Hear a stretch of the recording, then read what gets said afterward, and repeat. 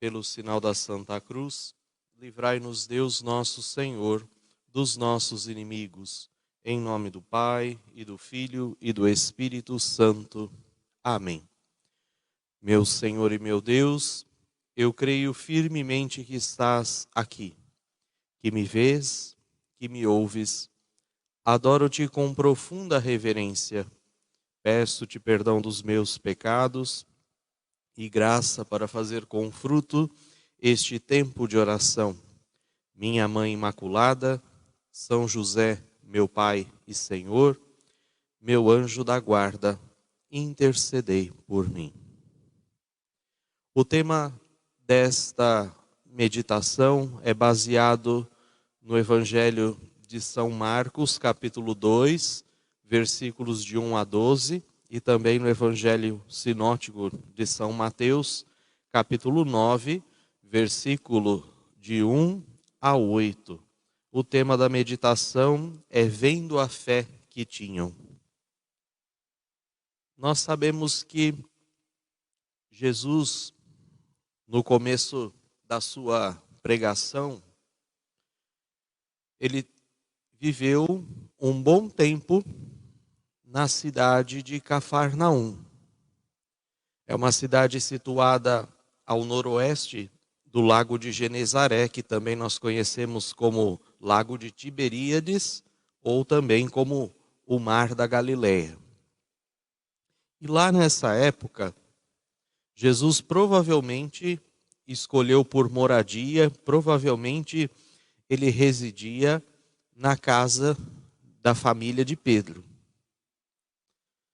A sua fama já era grande, os sinais que ele estava realizando já eram muitos. Se nós olharmos, por exemplo, este episódio que nós baseamos a nossa meditação, já está no capítulo 9 do Evangelho de São Mateus. Praticamente 1/3 do Evangelho de São Mateus, que são 27 capítulos, já havia se passado. Então Jesus ali já havia realizado muitos sinais, já havia dito muitas coisas. Então a fama de Jesus já se espalhava, já era grande. E muitas multidões, grandes multidões, o procuravam, cativados pela sua pregação. Lá o Evangelho de São João, no capítulo 7, vai nos dizer que homem algum falou como esse homem. E também procuravam Jesus não só pela sua pregação, mas também pelos milagres que ele realizava. E lá no Evangelho de São Lucas, capítulo 5, nós vamos ver: hoje vimos coisas maravilhosas. Estando Jesus certo dia em casa, reuniu-se uma multidão tão grande, tal era grande o tamanho da multidão, que as pessoas não conseguiam encontrar lugar nem mesmo junto à porta da casa, no lugar onde Jesus estava. E Jesus, como sempre, os instruía, Jesus, como sempre, pregava. E foi então que aconteceu um fato inusitado, um fato insólito. O Evangelho vai nos dizer: trouxeram-lhe um paralítico carregado por 4 homens. Como não pudessem apresentá-lo por causa da multidão, descobriram o teto por cima do lugar onde Jesus se achava e por uma abertura desceram o leito onde jazia o paralítico.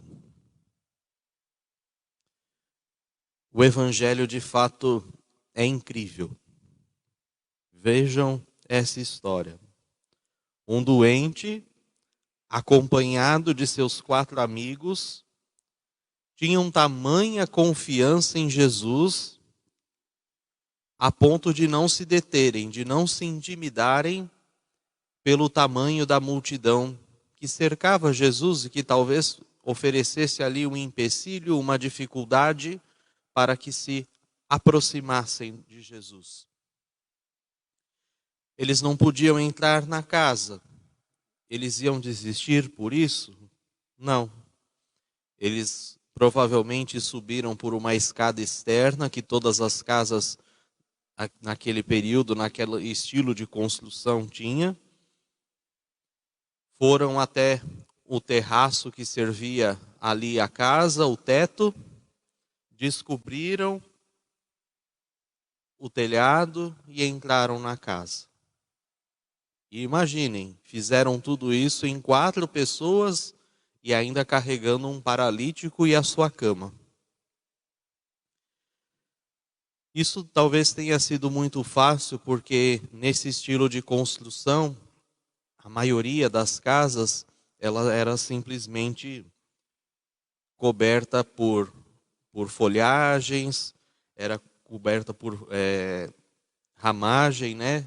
Usavam-se caniços para sustentar o telhado. Então foi muito simples fazer tudo isso. Depois que eles colocavam aquela ramagem, aquela folhagem, eles simplesmente recobriam com argila. Então foi muito fácil para eles descobrir o teto da casa do lugar onde estava Jesus.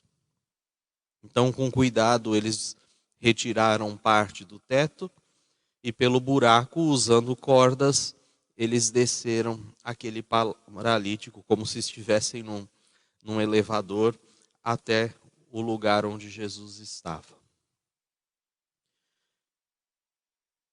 A gente pode imaginar o espanto de todos. Imaginem, nós estamos num lugar ouvindo Jesus e de repente alguém desce numa maca, um doente, pelo teto da casa. Também a gente pode imaginar com maravilha, porque o Evangelho não fala exatamente sobre isso, mas imaginar o sorriso de Jesus, a satisfação de Jesus ao estar ali face a face com aquele paralítico.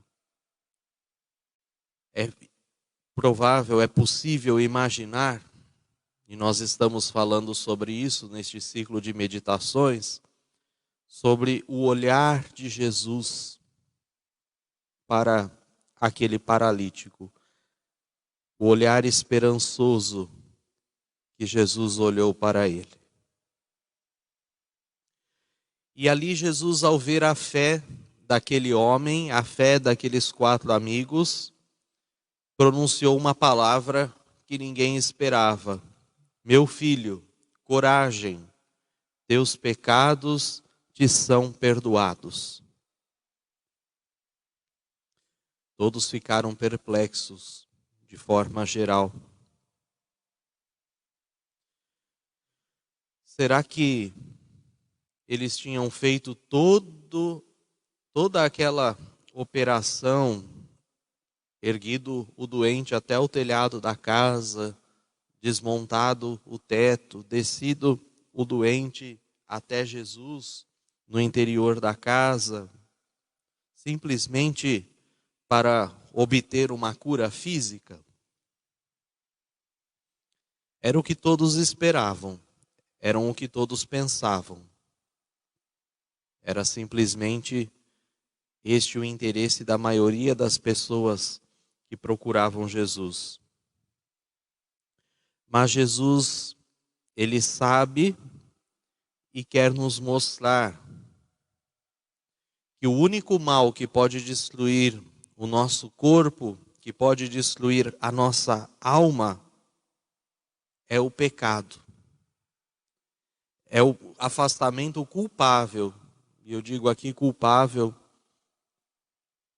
porque a situação de pecado, ela envolve não simplesmente uma declaração, uma proclamação moral, mas ela envolve muitos aspectos. E um deles, de fato, é a culpa, é o desejo de fazê-lo. Quantas vezes carregamos pesos, carregamos fardos por situações que nós não demos causa, que nós não tínhamos como controlar, que nós não tínhamos como evitar. E consideramos essas situações como pecado, consideramos essas situações como um grande mal e, na verdade, nós ali não tínhamos o controle. Então, Jesus quer nos mostrar que é a nossa culpa em se afastar de Deus, em prejudicar, em fazer o mal, que de fato nos pesa. É a única coisa que pode nos matar. O resto é secundário. Quando nós conseguimos ter consciência dos nossos pecados e da infinita misericórdia de Deus, tudo se torna secundário.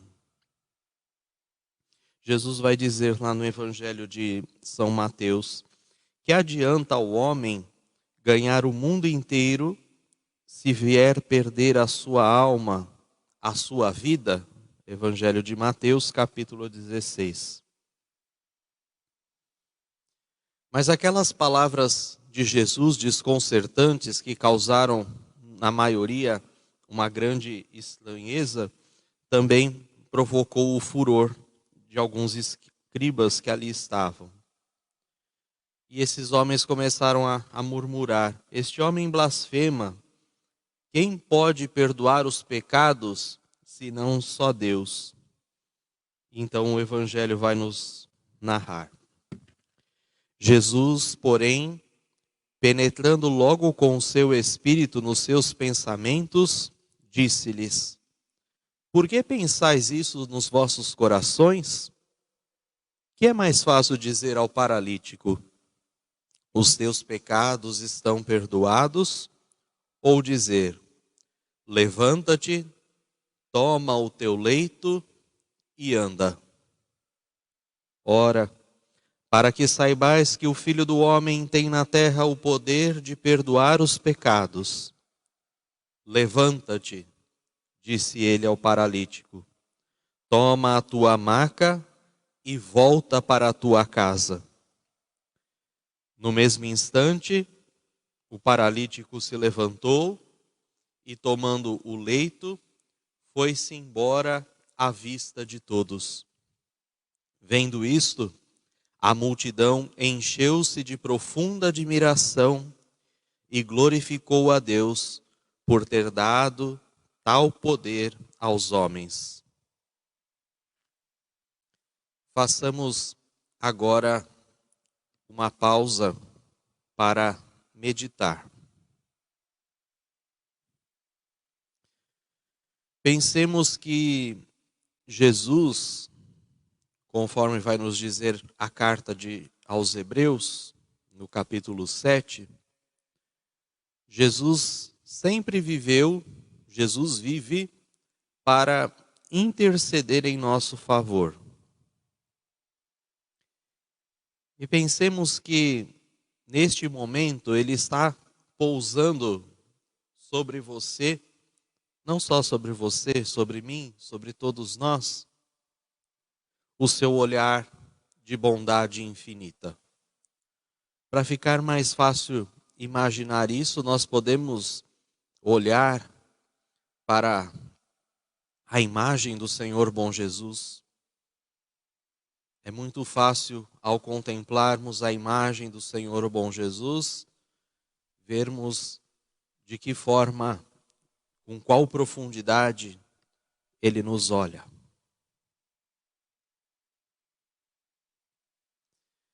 E Jesus, Ele nos olha com essa profundidade, e nele nós podemos imaginar uma grande ansiedade em nos dizer: tem coragem, meu filho, minha filha, tem coragem, os teus pecados estão perdoados.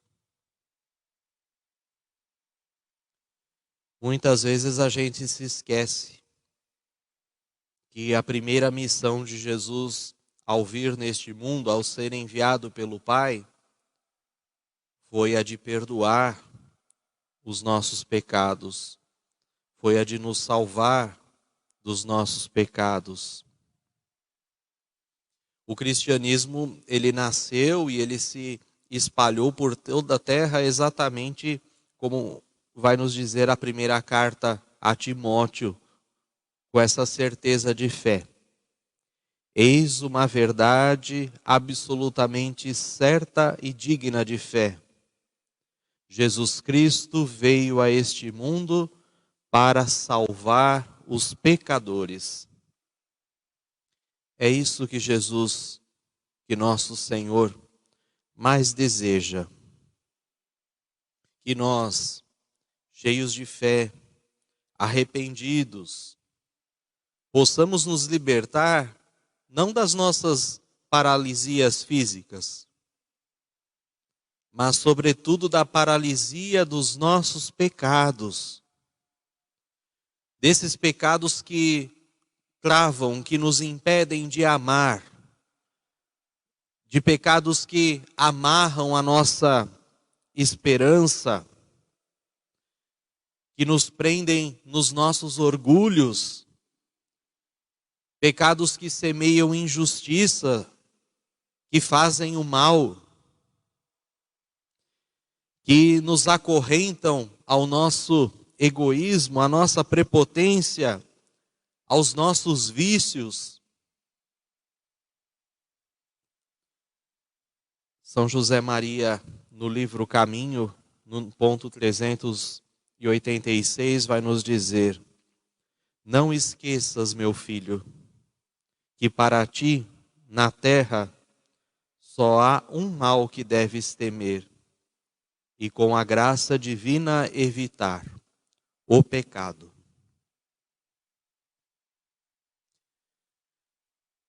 Ao lado da maravilha desta cena do Evangelho, em que Jesus faz um paralítico levantar, pegar sua cama e andar, nós também podemos contemplar um anúncio maravilhoso para todos nós cristãos católicos.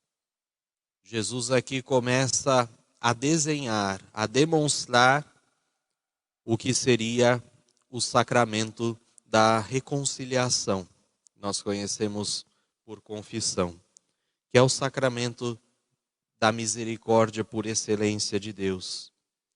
E esse sacramento Jesus começa a demonstrar, mas é ali depois da ressurreição que ele vai instituí-lo. O Filho do Homem na terra tem o poder de perdoar os pecados. E é o próprio Jesus quem nos perdoa pessoalmente quando nós nos confessamos. É Ele quem diz pela boca do sacerdote, que nada mais é do que seu instrumento vivo: eu te absolvo dos teus pecados. Sem sombra de dúvida, sem suspeitar do alcance das suas palavras, aquele povo que assistiu ao milagre de Jesus saiu dali glorificando a Deus por ter dado aos homens tal poder.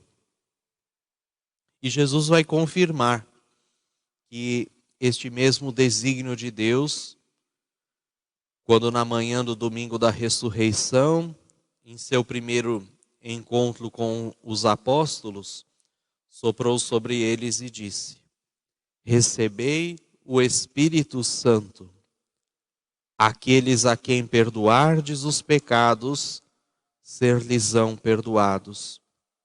Aqueles aos quais não perdoardes, ser-lhes-ão retidos. Conforme o Evangelho de São João, capítulo 20, versículos 22 e 23. E Jesus, sim, conferiu tal poder aos homens. Depois de ouvirmos tudo isso, e já estamos nos aproximando da celebração da Santa Missa. Depois que a gente ouviu tudo isso, será que nós vamos nos esquivar? Será que nós vamos nos esconder do olhar misericordioso de Jesus, que nos aguarda, que nos espera no sacramento da confissão? Será que nós vamos deixar de abrir as nossas almas, de abrir os nossos corações, assim como aqueles amigos do paralítico abriram aquele teto? E não vamos nos colocar agora, depois de ouvir tudo isso, diante de Jesus, de tal forma que possamos nos reconciliar com Ele, de tal forma que possamos ouvir a sua palavra de coragem. Coragem, os teus pecados estão perdoados.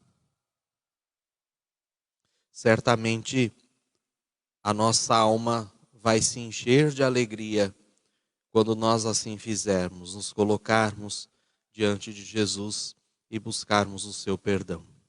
Que o Senhor nos inspire, que o Senhor nos ajude e nos conduza nesta caminhada de fé. Amém.